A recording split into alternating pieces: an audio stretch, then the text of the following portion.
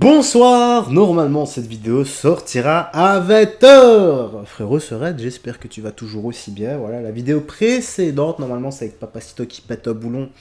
Et le gendarme, malheureusement, qui avait perdu la vie avec le refus d'obtempérer. C'est une vidéo que j'avais sortie il y a peut-être une dizaine de jours et la modération l'a analysée que récemment. Donc désolé, je l'ai quand même sortie pour ne pas l'avoir fait.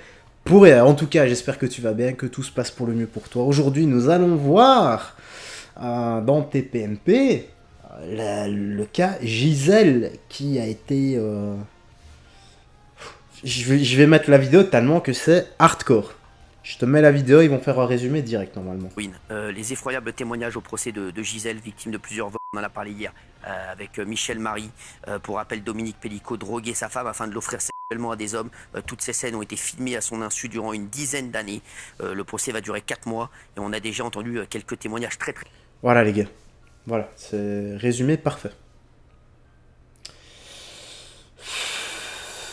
Qu'est-ce qu'on doit faire avec ce genre de type encore une fois? L'affaire Mazam. Donc c'est les effroyables témoignages au procès de Gisèle, victime de plusieurs V, se succédant. Très fort qu'on voulait vous relater ici à 21h05 en direct avec Amaury.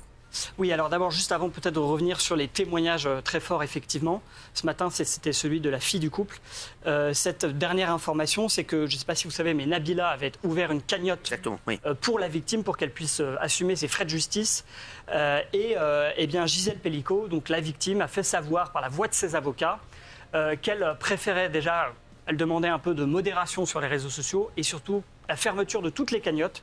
Donc aussitôt, Nabila a réagi sur le Twitter en disant qu'elle comprenait très bien cette décision, qu'elle allait fermer cette cagnotte et qu'elle allait évidemment rembourser les donateurs. Elle est exceptionnelle, ouais. Gisèle est exceptionnelle. Alors je voudrais dire... Bravo Nabila aussi sur ce coup-là, franchement. Gisèle, elle n'a pas bronché, accepté de répondre à toutes les questions.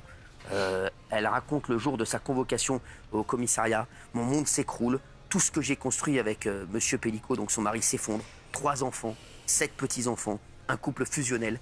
Même nos amis nous disaient qu'on était le couple idéal.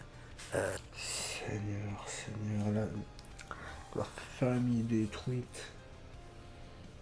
Putain, j'imagine même pas si... Imaginons que mon... Enfin, j'ai une affaire similaire et que c'est mon père... que c'est mon père qui fait une dinguerie pareille. Si ça remettrait en doute toute l'éducation qu'il m'a donnée. Oh, ma pauvre maman. Oh non, j'ai pas envie d'imaginer. Ce qu'elle dit, elle poursuit en racontant l'annonce à sa fille.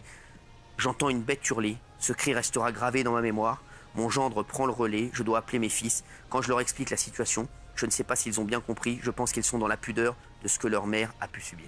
Et alors c'était intéressant parce qu'aujourd'hui, justement, aujourd'hui c'était le 5e jour du procès qui s'est ouvert lundi. Et c'était justement la fille, Caroline, qui a témoigné à la barre. Oui. La fille, elle s'appelle Caroline, elle a 45 ans. Elle aussi, bien sûr, a indiqué que cette affaire avait bouleversé sa vie de famille. Et voilà ce qu'elle a dit. Elle en a dit mon père. Elle ne dit plus papa, il faut le savoir, parce que évidemment, normal.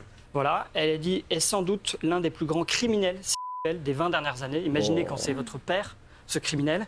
Et son témoignage, si vous voulez, était d'autant plus important que, en fait, sa fille est aussi victime de son père, puisque les enquêteurs ont retrouvé dans le matériel informatique de son père des photos nues de sa fille. Ouais, et non. Là, honnêtement. Voilà, c'est trop, mais c'est trop. Les pauvres dames, quoi. Droguées et offertes comme ça, plus des photos qui doivent circuler. J'imagine même pas. Il y a vraiment besoin d'avoir un procès pour ça. Je sais pas, dans d'autres pays, c'est torché beaucoup plus vite, hein. C'est coupable et voilà, tu passes au moins 15-20 ans en prison, et sans sursis et sans remise de peine, hein, parce qu'ici, encore une fois, chaque année qui passe, t'as 5 mois de remise de peine pour bonne conduite, donc si tu prends 20 ans, fais le calcul, quoi. Sa fille est convaincue, elle aussi, d'avoir été droguée, et d'avoir été livrée à des inconnus, mais on n'a pas retrouvé de... Gisèle a dit j'ai visionné toutes les vidéos, Monsieur le Président. Ce ne sont pas des scènes de ce sont des scènes de Ils sont à 2, 3 sur moi. Je suis inerte. Je trouve parmi les 51 accusés, 35 d'entre eux nient toute intention de Je trouve légitime qu'ils reconnaissent les faits, le contraire est insupportable. Il y a déjà un sentiment de dégoût qu'ils aient au moins une fois dans leur vie la responsabilité de reconnaître leurs actes.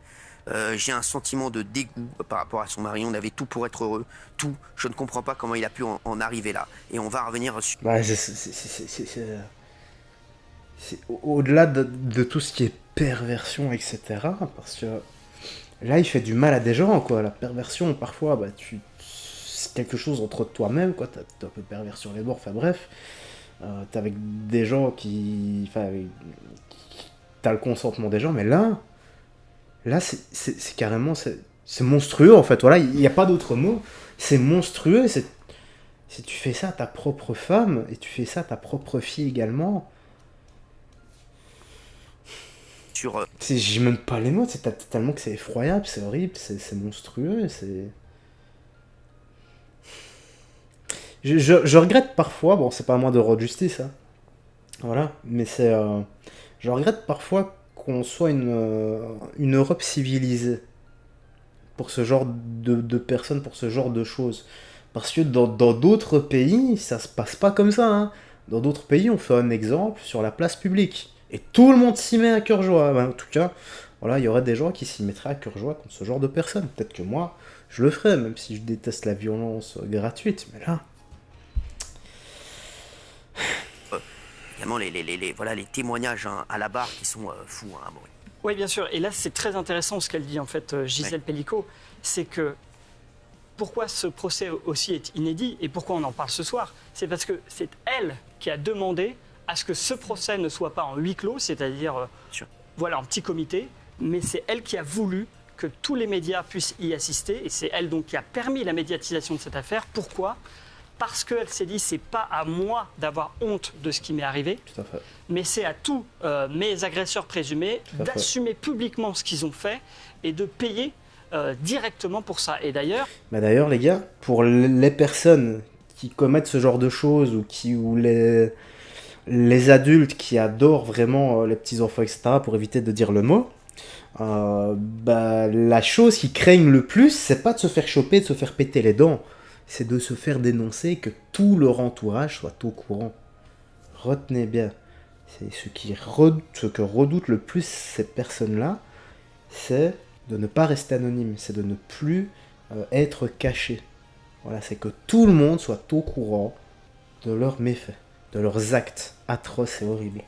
Des monstres, en fait, tout simplement. Les avocats des suspects ont fait savoir que les suspects étaient très embêtés parce qu'il y avait des listes de noms qui étaient parues sur les réseaux sociaux et que même, finalement, leur vie privée y passait, quoi. Elle a dit, j'ai été sacrifiée sur l'autel du vice. De l'extérieur, j'ai l'air solide, mais à l'intérieur, je suis un champ de ruines.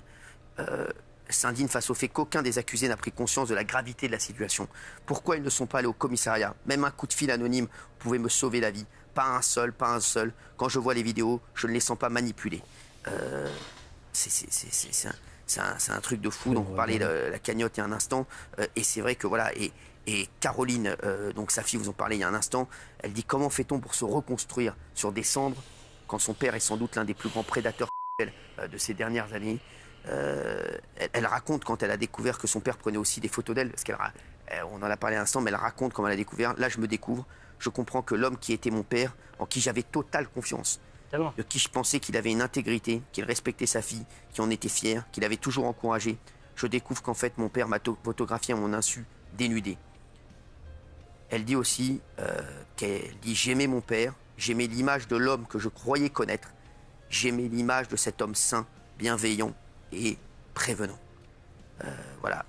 Elle pense bien sûr avoir été droguée elle aussi, hein, c'est ce qu'elle dit. Il faut dire que toute la vie de sa fille maintenant tourne autour de cette affaire. Sa fille, elle a quand même écrit un livre, elle a monté une association pour lutter contre la soumission chimique. Donc aujourd'hui, j'allais dire, toutes ses forces sont justement tournées vers cette affaire pour en parler, pour lutter contre ça. Et puis moi, ce que je voulais juste dire, une dernière chose sur cette affaire, ce que je trouve folle, si vous voulez, c'est qu'on a, pas heureusement l'habitude, mais on a connu des histoires de personnes qui avaient des doubles facettes, des grands criminels qui avaient dans leur foyer une bonne image et à l'extérieur qui faisaient des crimes ignobles. Et là, il y a Roman déjà. Voilà. Bien sûr, Jean-Claude Roman. Mais là, ce qui est fou, c'est que si vous voulez, cette double vie, il l'a menée à l'intérieur de son foyer et que la victime n'était pas à l'extérieur un inconnu ou une inconnue. C'était sa propre femme. C'est ça qui est totalement inédit dans cette affaire. C'est fou. On voudrait juste parler, restez avec nous, il est 21h10, 3 dernières minutes, de ce qui s'est passé à Cannes. C'est fou, parce que c'est encore... Bon, attends, on va voir hein, si ça parle de ça ou pas. Non, refus d'obtempérer à Cannes, non, rien à voir. Bon, ben voilà. C'est une histoire, mais affreuse, monstrueuse. Voilà, comme il l'a dit, on ne connaît jamais les gens. Vraiment bien les gens. Comme je dis à chaque fois, les gars, doutez d'elle, doutez de lui, mais surtout, doutez de moi. Voilà. C'est... Encore une fois, la réalité rattrape... Enfin, la fiction rattrape la réalité rattrape la fiction. Je ne sais même plus dans quel sens le dire, là. Tellement qu'il y a des grilles sur des grilles sur des grilles sur des grilles. Et que c'est de pire en pire. C'est juste incroyable. Bref, laisse-moi tes impressions dans l'espace commentaire. Dieu donne la force à cette famille de se reconstruire, d'aller mieux. Et j'espère sincèrement que la justice ne sera pas trop laxiste sur ce coup-là. Allez, peace. Et fais très attention à toi.